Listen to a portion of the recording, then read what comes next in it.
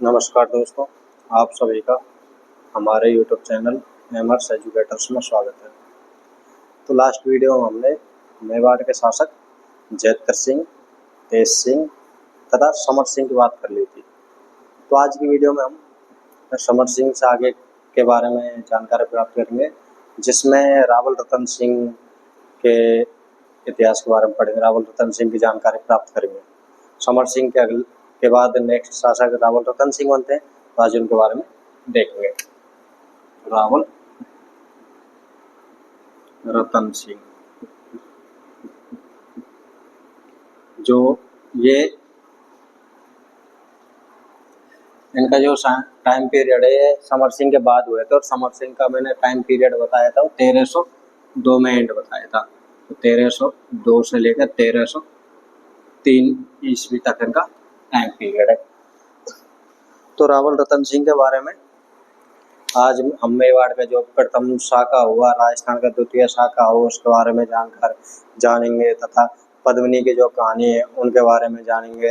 अलाउद्दीन खिलजी मेवाड़ पर आक्रमण करता है, क्यों करता है, उनके रीजन में जानेंगे। तो काफ़ी महत्वपूर्ण आज की क्लास में से काफ़ी क्वेश्चन आते हैं, एग्जाम में इनके बारे में क्वेश्चन आते हैं।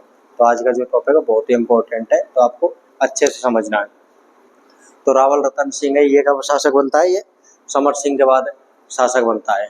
तो इसके सबसे पहले मैं आपको बता देता हूँ कि जो चित्तौड़ पर अलाउद्दीन खिलजी जो आक्रमण करता है, अलाउद्दीन खिलजी कहाँ का शासक है? दिल्ली का। और वो शासक कब? अलाउद्दीन खिलजी का जो टाइम पीरियड है 1296 से लेकर 1316 तक वो राजा रहता है। मतलब 1296 में राजा बनता है और 1316 तक वो रहता है। उससे पहले जलालुद्दीन खिलजी था। तो अब अलाउद्दीन खिलजी वो इसका समकालीन शासक है। ये 1302 में राजा बना, 1303 तक, और वो 1296 से 1316, तो इसका समकालीन हुआ। वो मेवाड़ पर आक्रमण करता है। आक्रमण के काफी कारण है, जिनमें से मेन कारण चित्तौड़ का सामरिक महत्व।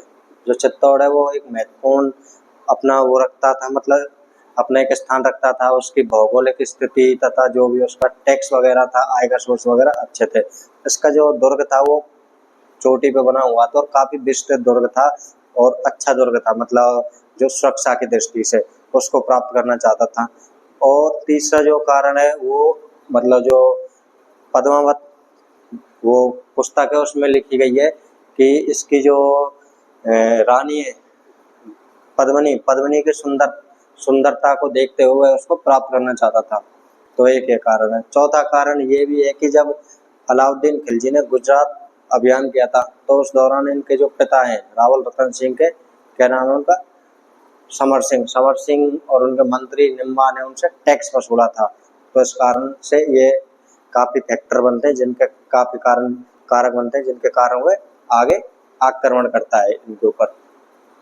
तो ये है, इनके बारे में सबसे पहले अपन देखते हैं।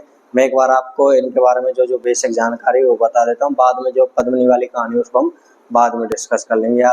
ये है। तो सबसे पहले आप देखो, रावल रतन सिंह 1302 से लेकर 1303 तक राजा बनते हैं। सबसे पहले चित्तौड़ के राजा बनते हैं। तो मैं अलाउद्दीन खिलजी के युद्ध के बारे में बता देता हूँ।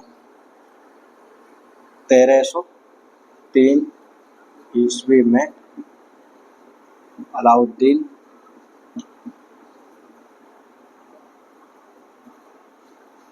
खिलजी द्वारा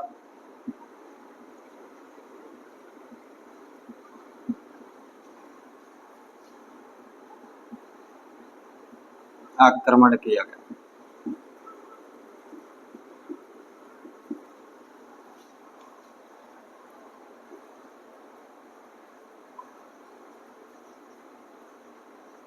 आक्रमण के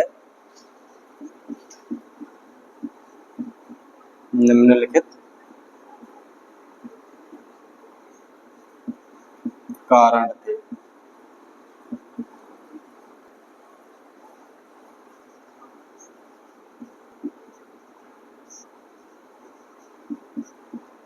चित्तौड़ का सामरिक महत्व,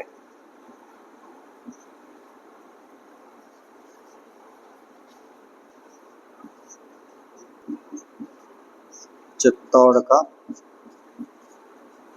गुजरात तथा दक्षिण भारत में विजय प्राप्त करने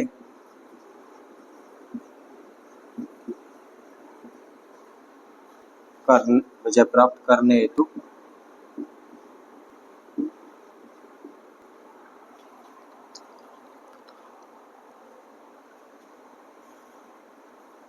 आप ये कर लो, गुजरात तथा दक्षिण भारत में विजय प्राप्त हेतु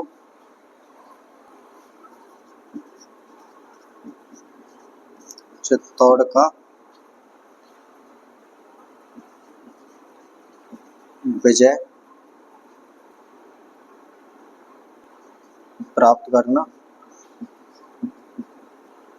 जरूरी था, क्योंकि वह मार्ग में पड़ता था। कोई भी अगर दक्षिण भारत या गुजरात के लिए जाएगा तो वह कहाँ से जाएगा? अपने चित्तौड़ में से। तीसरा जो कारण है वो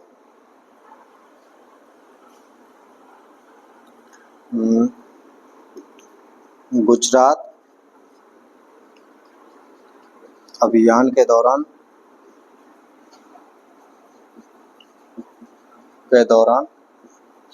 सुल्तान से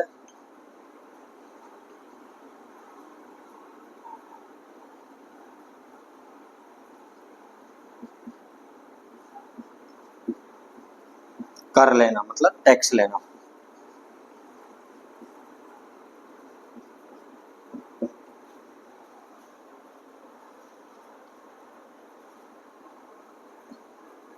चौथा जो कारण है मोहम्मद जयसी की जो पुस्तक है पद्मावत के अनुसार,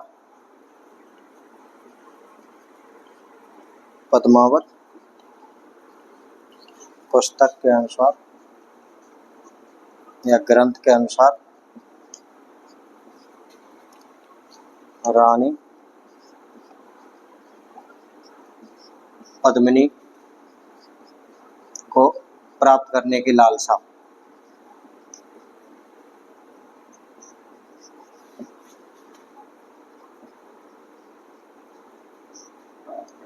प्राप्त करने की लालसा 1303 ईस्वी में अलाउद्दीन खिलजी द्वारा आक्रमण किया गया। आक्रमण के निम्नलिखित कारण थे। ये जो आक्रमण हुआ 28 जनवरी 1303 को हुआ।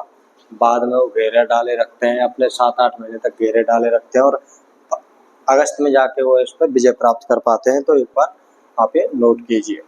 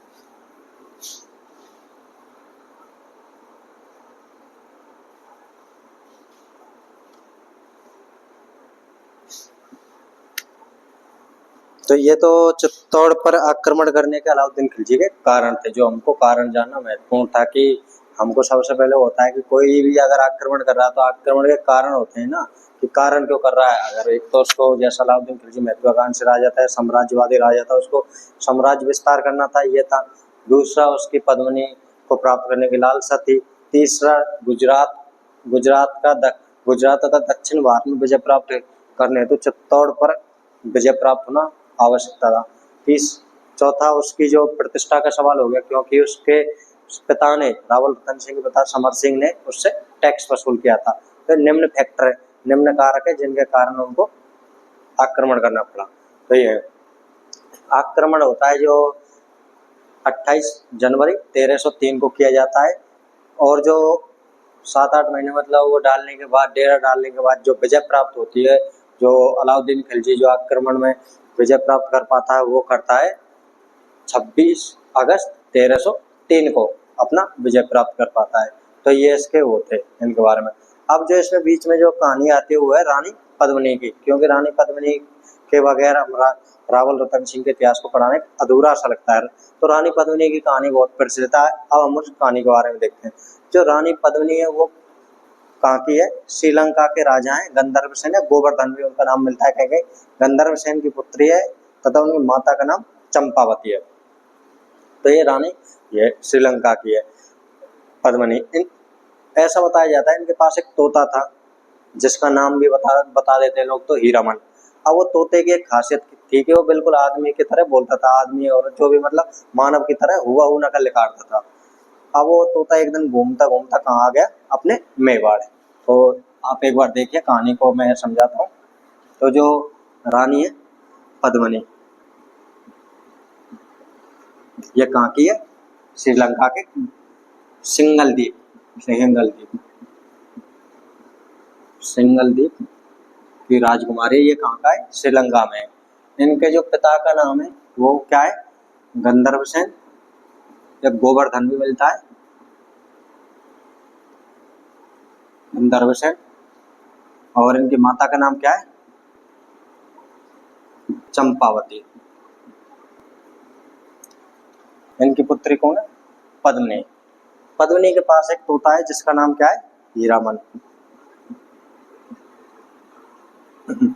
हीरामन तोता है। और मेवाड़ के राजा कौन है? रतन सिंह। तो ये जो तोता है ये एक दिन श्रीलंका से घूमता हुआ कहाँ पे आता है? मेवाड़। मेवाड़ में तोता आता है, वहाँ की जनता के आसपास घूमता है। जनता देखते है तोता बिल्कुल आदमी मानव की तरह हुबहू निकाल रहा है। उन्होंने कभी ऐसा तोता देखा नहीं, तो इसको देखते हैं, गौर से देखते हैं, और ये बात धीरे धीरे फैलती है, एक से दूसरे तक ऐसे फैलती बात कहाँ पहुंचती है? राजा तक। राजा कौन है? रतन सिंह। अब राजा ने भी कभी बोलता हुआ तोता नहीं देखा, तो राजा भी बहुत अचंभित हुआ। उसने बोला तोते को मेरे पास लाया जाए। तोते को उसके पास लाया गया, तो राजा उससे आराम से मौज मस्ती में बात करने लगा कि और हाल चाल बताओ क्या है, ऐसे नॉर्मल अपनी बात करने लगा।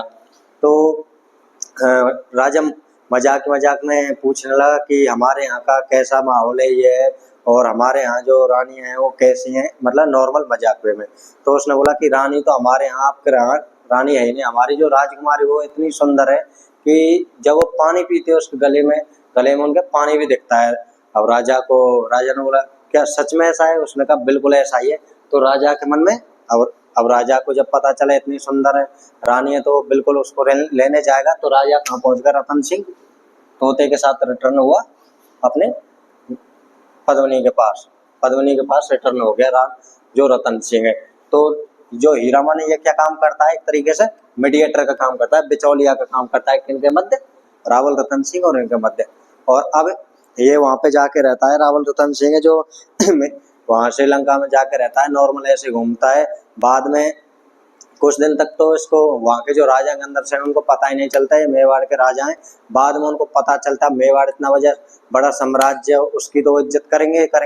वहाँ पे गया तो इन्होंने उनके पिता से हाथ मांगा और उन्हें बिल्कुल दे दिया। उन्होंने अपनी पुत्री इनको सौंप दी, मतलब एक तरीके से आसानी से हो गया। पर आज के टाइम में ऐसा होता नहीं है, आज के टाइम में तो अलग ही कहानी है। तो इनकी शादी हो गई, रावल रतन सिंह उसको कहाँ ले आया? मेवाड़ में। अब कोई भी सुंदर लड़की है, सुंदर रानी है, कोई भी आप आज के टाइम में देख लो, अगर किसी की सुंदर बहू आती है तो कितनी गौर से उसका ख्याल रखता है। तो रावल रतन सिंह की भी रानी आई है तो बिल्कुल उसका ख्याल रखेगा, आराम से उसका ख्याल रखेगा। अब इसके रावल रतन सिंह का एक जो पंडित है उसका नाम है राघव चेतन। पंडित क्या है? राघव चेतन। या काला चेतन भी इसका नाम है।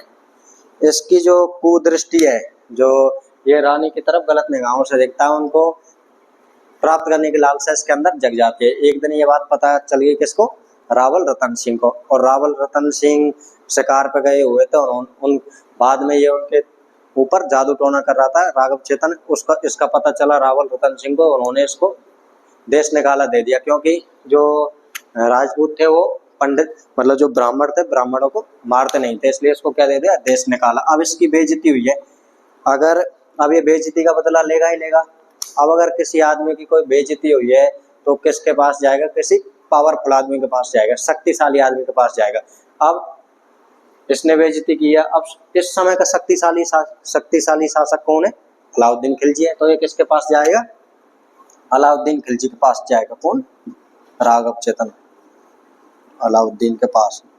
ये अलाउद्दीन के पास गया। अलाउद्दीन को अब अलाउद्दीन को युद्ध करने के लिए उकसाता है कि आप मेवाड़ पर आक्रमण करो। अब अलाउद्दीन बोलता है कि मेरा क्या फायदा, उनको पुरानी बातें याद दिलाता है कि आपसे जब गुजरात अभियान किया था, जब आपसे टैक्स उगाया था, ये है। उसने कहा कोई दिक्कत नहीं, हम तो भूल जाएंगे, हमारे पास धन की कोई कमी नहीं है। उसने कहा कि आप टैक्स के साथ साथ जो उसका टैक्स को चला भूल भी जाओ, उसके अलावा चित्तौड़ का जो महत्व वो कितने महत्वपूर्ण है, क्योंकि अगर आपको कभी भी दक्षिण भारत का को जीतना होगा तो चित्तौड़ जीतना जरूर है। उसने कहा कि हाँ, इस पे एक बार विचार करेंगे फिर भी। अब इसकी जब कोई भी बात उतनी मतलब ढंग से पूरी नहीं हो पा रही है, अपनी उसमें सक्सेस नहीं हो पा रहा है, तो ये तरकीब लगाता है कि राघव चेतन उसको बोलता है अलाउद्दीन खिलजी को कि मुझे आपके सर पे विश्व का ताज नजर आ रहा है, मतलब मुझे लगता है कि आप पूरे विश्व के राजा बनोगे। अब किसी की हम बड़ाई करें तो वो बड़ाई को बहुत गौर से सुनता है। अलाउद्दीन ने कहा क्या सच में ऐसा है, उसने कहा बिल्कुल, मुझे आप विश्व के राजा दिखाई दे रहे हो, क्योंकि मैं भविष्य देखना जानता हूँ। उसने कहा तो मैं राजा बनूंगा ही। पर उसने कहा, फिर इसने कहा राघव चेतन ने, पर उसमें कुछ कठिनाई है। अब राजा बनना दिखाई दे रहा है, पर कठिनाई क्या। अलाउद्दीन खिलजी के मन में संकोच हो। उसने बोला क्या क्या कठिनाई, उस कठिनाई को बता, हम कठिनाई को मिटाएंगे, क्योंकि मुझे विश्व का राजा बनना है। वो महत्वाकांक्षी राजा था, साम्राज्य बढ़ाना था उसे, इसलिए तो उसे सिकंदर कहते हैं, दूसरा सिकंदर अलाउद्दीन खिलजी को। तो उसको साम्राज्य बढ़ाना। इसने कहा कि आप राजा तो बन जाओ, विश्व का ताज जो आपके सर पे तो आ जाएगा, पर वो ताज आपके सर पे जब ही आएगा जब जो मेवाड़ की रानी है, कौन, रानी पद्मिनी जब आपके साथ होगी रानी बन के, जब रानी पद्मिनी आपकी रानी बन जाएगी, तब आप विश्व के राजा बन पाओगे। अब अलाउद्दीन खिलजी के मन में उसको प्राप्त करने की लालसा प्राप्त हो गई। किसको, पद्मिनी को, क्योंकि उसको विश्व का राजा बनना था ऐसा। अब तो युद्ध जरूरी हो गया, और अब मैंने युद्ध के कारण बता दिए, जो युद्ध के कारण थे, कि वो जो मलिक मोहम्मद जैसी की पुस्तक है पद्मावत, उसमें यही कारण बताया गया है। कौन सा, रानी पद्मिनी वाला, ये कारण थे। अब जो ये इनको प्राप्त करना चाहता है, अलाउद्दीन खिलजी संदेश भिजवाता है किसके पास, जो ये अलाउद्दीन खिलजी आक्रमण कर देता है। आक्रमण करने के बाद 28 जनवरी को आक्रमण करता है तथा यहाँ पे डेरा डाले रखता है, परंतु उसको सफलता नहीं मिलती है।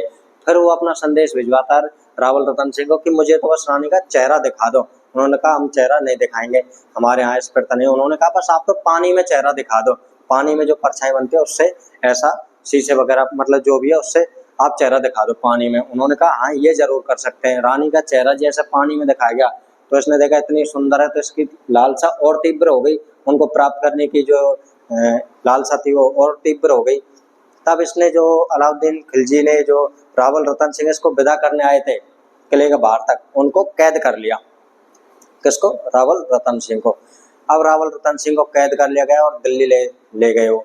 अब बाद में उन्होंने रावल रतन सिंह को छोड़ने के लिए शर्त रखी कि रानी पद्मिनी को हमारे हवाले कर दो, हम रावल रतन सिंह को छोड़ देंगे। तो बाद में जो राजपूतों ने एक युक्ति या सुझाव सुझाया कि हम जो रानी को साथ में लाएंगे, पर रानी के साथ में 1600 और पालकियां आएंगी। जब रानी को साथ में लाएंगे, अलाउद्दीन बड़ा खुश हुआ कि 1600 रानियां, 1600 इसकी सहेलियां रानी और आ रही, तो ये तो अच्छी बात है रानी के साथ। उसने कहा बिल्कुल आने दो। हर रानी, अब रानी की पालकियों को उठाने के लिए तो सैनिक चाहिए जो मतलब पालकियां उठाते हैं उनको। उसने कहा कि पालकियां उठाने क्या दिक्कत हो, इनकी ये शर्त थी कि वो सैनिक भी हमारे होंगे, किनकी, राजपूतों की। तो अलाउद्दीन ने उस टाइम सारी शर्तें मान ली। शर्त मानने के बाद हर पालकी को उठाने के लिए 6 आदमी थे, और 6 आदमी वो नॉर्मल पाल के उठाने वाले नहीं थे, बल्कि कौन थे, सैनिक थे। उनके पास सारे अस्त्र शस्त्र थे अपने। और जो उसमें पालकी में बैठा था वो भी रानी या कोई भी उसकी सहेली नहीं थी, बल्कि वो भी एक अच्छा वीर योद्धा था। इस तरह वो वहाँ जो दिल्ली का किला है वहाँ पर पहुंचाए गए वो सैनिक, जो 1600 पालकियां थी।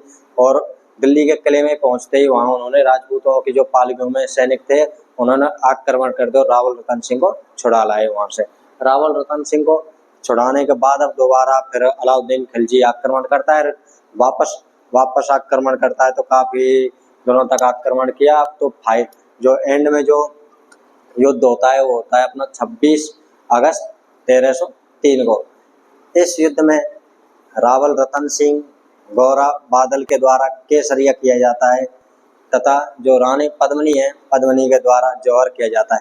केसरिया क्या होता है, जब राजपूत योद्धाओं को लगता है कि अब युद्ध कि हमारे सैनिक कम है, दुश्मन के सैनिक ज्यादा हैं, या हमारी उनको अपनी पराजय जब नजर आती है, तो वो क्या करते हैं कि जब तक हमारे शरीर में जान है हम मरते, हम युद्ध करते रहेंगे। मरना तो जब भी है, क्यों ना हम अपनी शान से मरे, युद्ध करते हुए मरे, तो जब तक हमारे शरीर में जान है हम लड़ते रहेंगे। तो ये तो हो गया केसरिया। केसरिया रंग का बाना वो जो सापा होता था उसे पहनते थे और युद्ध में चले जाते थे, अपने मरते दम तक वहां पे युद्ध लड़ते थे।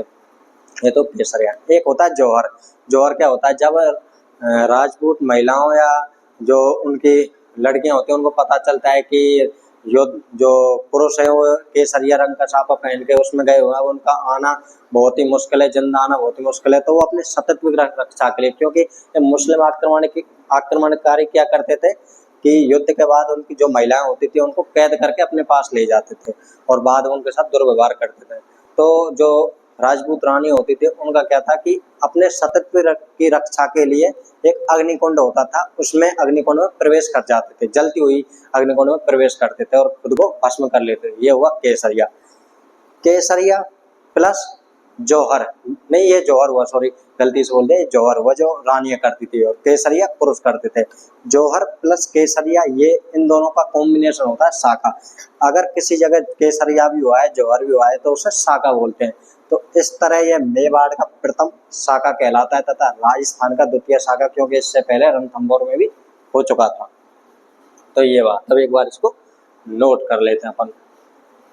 इसको लिखने की ऐसी कोई जरूरत है नहीं, क्योंकि इसके ऊपर कोई क्वेश्चन है नहीं कि ये कहाँ की है, सिंगल द्वीप वगैरह। नॉर्मल आपको याद रखना, रानी पद्मिनी है, इसके पिता का नाम गंधर्व सेन, माता का नाम चंपावती, इनके पास जो तोता था वो हीरावन तोता था, सिंगल द्वीप की राजकुमारी थी। फिर भी इस पंडित है जो राघव चेतन, इसका नाम जरूर लिख देते हैं।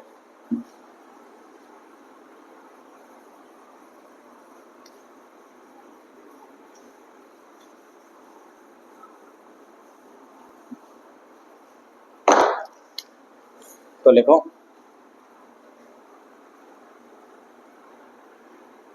रावल रतन सिंह जो पंडित है इसका नाम क्या था, इसके पंडित का नाम राघव चेतन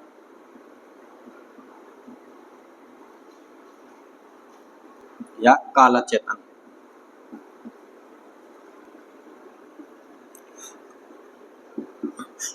जो अलाउद्दीन खिलजी से जा मिला।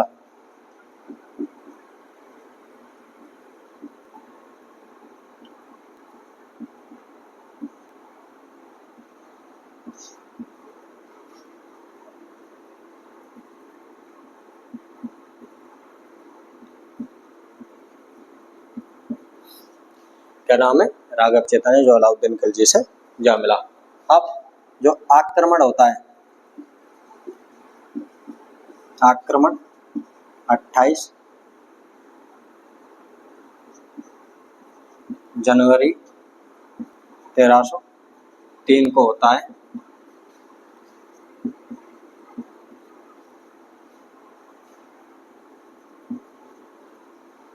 तथा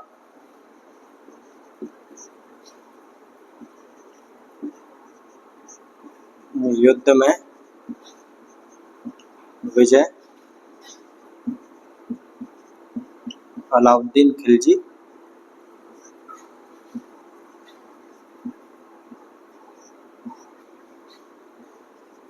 26 अगस्त 1303 को करता है।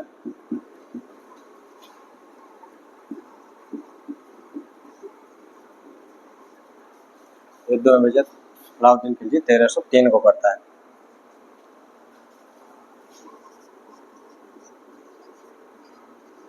इस युद्ध में रावल रतन सिंह तथा गौरा व बादल पद्मिनी के चाचा व भाई क्रम से।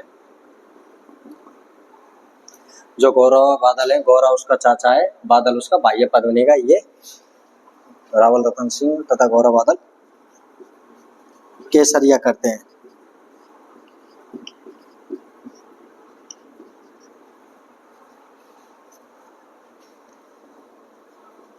रानी पद्मिनी 1600 महिलाओं के साथ जौहर करती है।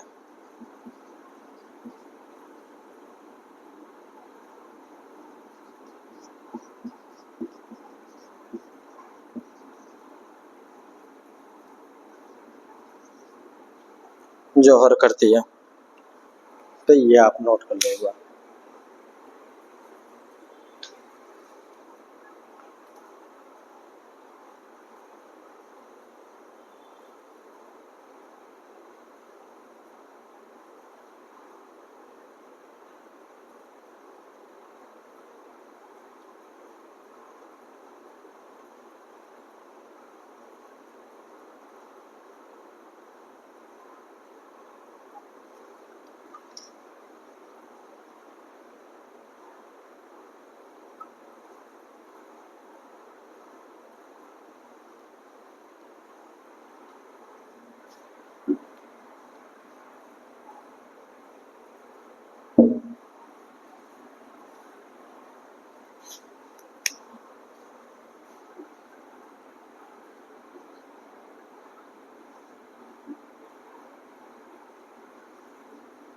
इस युद्ध में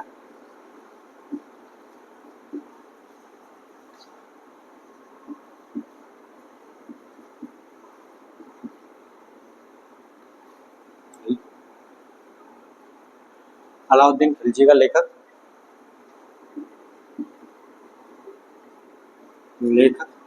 अमीर खुसरो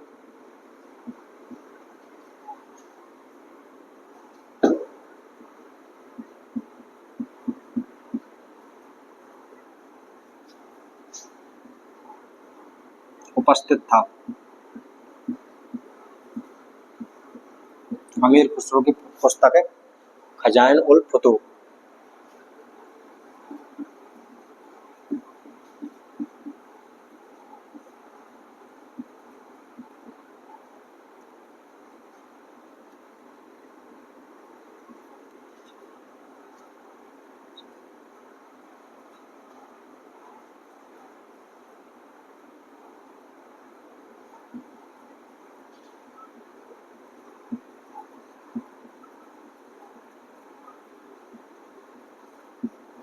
तारीख अलाई, अलाई मतलब अलाउद्दीन खिलजी को ऊपर है। तारीख अलाई खजाइन उल फुतूह तारीख अलाई है। इसकी पुस्तक क्या है, किसकी? अमीर खुसरो की पुस्तक है खजाइन उल फुतूह तारीख अलाई। ठीक है, यह इस पुस्तक में आंखों देखा वर्णन करता है, क्योंकि इस युद्ध में उपस्थित था।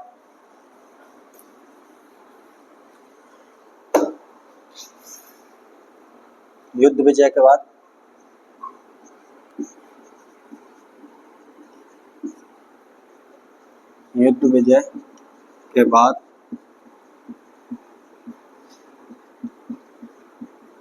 अलाउद्दीन 30,000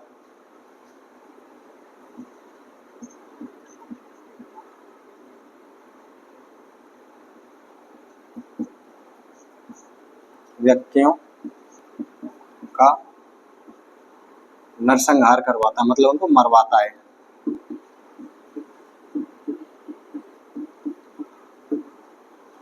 30,000 व्यक्तियों को मरवाता है। तथा चित्तौड़ को अपने बड़े पुत्र खिज्जर खां को सौंप देता है।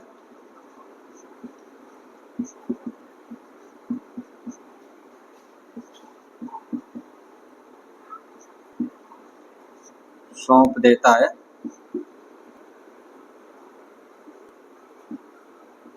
और वो इसका नाम क्या, चित्तौड़ का नाम बदल के खिज्राबाद कर देता है।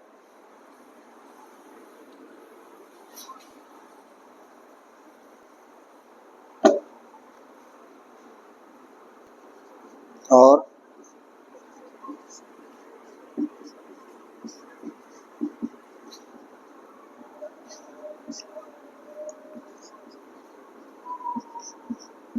चित्तौड़ का नाम बदल के खिज्राबाद कर देता है।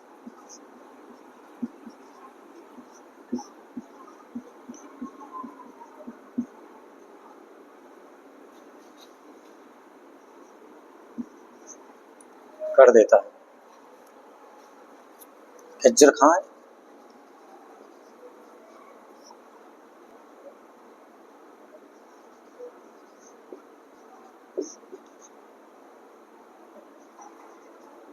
खिज्जर खां अलाउद्दीन खिलजी के बीमार होने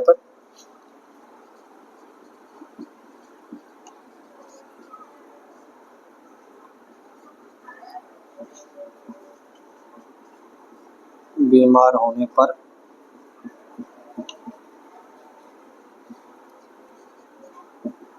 किला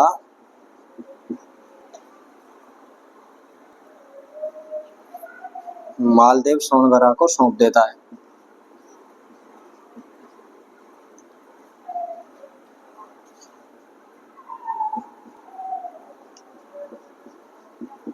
ये कर्णदेव चौहान का भाई है, उसको सौंप देता है।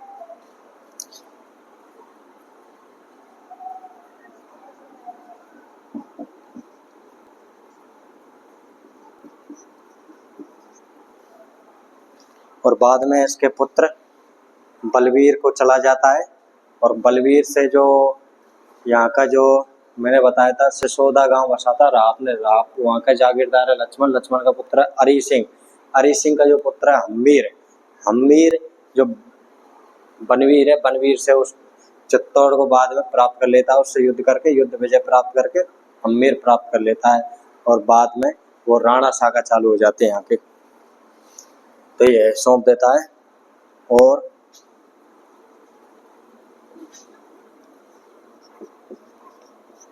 और बाद में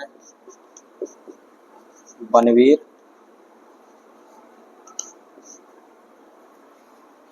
से हम्मीर सिसोदिया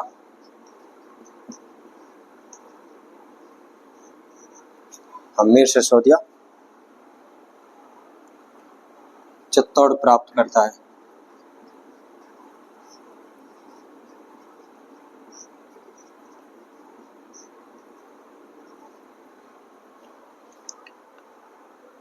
नोट कीजिए।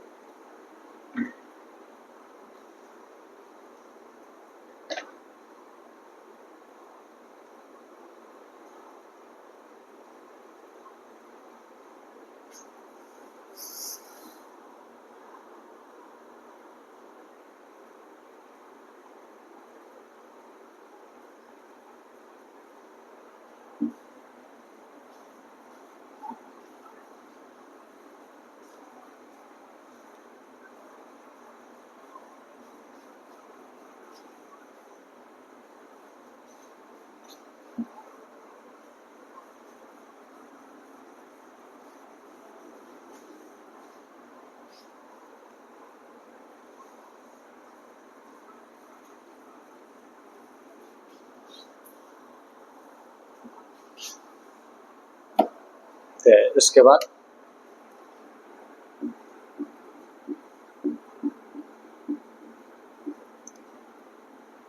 इसके बाद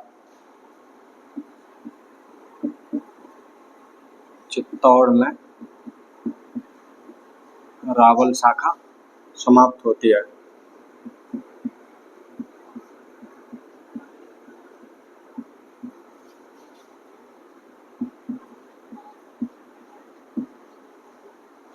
तथा राणा, महाराणा या सिसोदिया शाखा शुरू होती है, शाखा की शुरुआत होती है।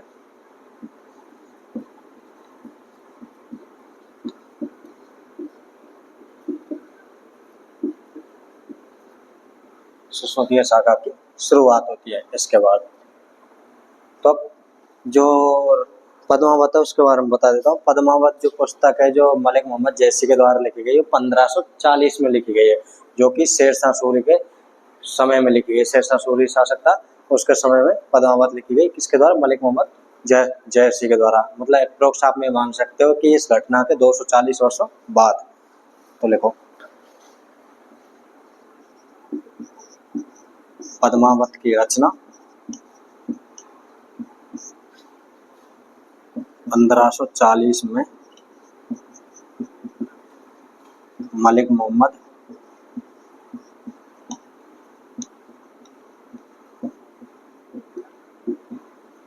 जयसी द्वारा की गई।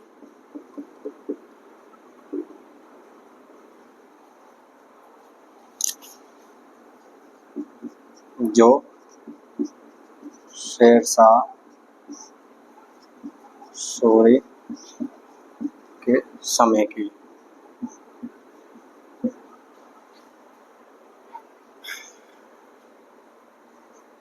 तो आपको इनके बारे में याद रखनी है। जो ये रानी पद्मिनी वाली कहानी है, इसको एकमात्र इतिहासकार दशरथ शर्मा इसको मानते हैं, इस कहानी को, और इतिहासकार इसको नहीं मानते हैं। तो आपको ये भी बात याद रखनी है। इनकी जो बात लिखाई है इनके ऊपर ही क्वेश्चन आते हैं। आपको जो पद्मिनी वाली कहानी है उसके ऊपर कहाँ क्वेश्चन मिलेंगे नहीं कि कोई भी ऐसे क्वेश्चन आते नहीं, तो आपको रखने की जरूरत है नहीं। आपको तो बस कहानी एक मतलब चीजों को जोड़ने के लिए समझ सको तो समझ लेना। वैसे इनके ऊपर कभी क्वेश्चन आते नहीं है कि कहानी के ऊपर पूछ ले, तो कुछ नहीं है। आपको जितना मैंने लिखा है कि युद्ध कब हुआ, और एक जो आपको केसरिया और जौहर का याद रखना है, जौहर का नेतृत्व किसने किया तथा केसरिया का नेतृत्व किसने किया। उसके बाद चित्तौड़ का नाम बदल के क्या रखा? खिजराबाद रखा। किसको सौंपा? खिज्र खां को। खिज्र खां ने किसको? मालदेव सोनगर। मालदेव सोनगर किसने? बलबीर को। बलबीर उससे कौन खुशा लेता है राज्य को? हमीर सिसोदिया। तो वहां से सिसोदिया या राणा या महाराणा शाखा की शुरुआत होती है। आपको ये बात है याद रखनी है। और इसमें जैसे जो राजा कब बनता? रतन सिंह 1302 से लेकर 1303 ईस्वी। और जो पहला आक्रमण होता कब है? 28 जनवरी 1303 को, और विजय प्राप्त को होते 26 अगस्त 1303 को। आपको ये बात है याद रखनी है। तो दोस्तों आपको मतलब वीडियो अच्छी लग रही हो तो आप शेयर भी कर सकते हैं, और चैनल को जिन्होंने सब्सक्राइब नहीं किया वो सब्सक्राइब कर लें, जिससे कि हमारी जो भी लेटेस्ट वीडियो है वो आती रहे। काफ़ी बार वीडियो लेट हो जाती है तो उसमें कोई बड़ी बात नहीं, काफ़ी बार हम अब देख लेंगे, जल्दी जल्दी वीडियो डालने लग जाएंगे। Thank you.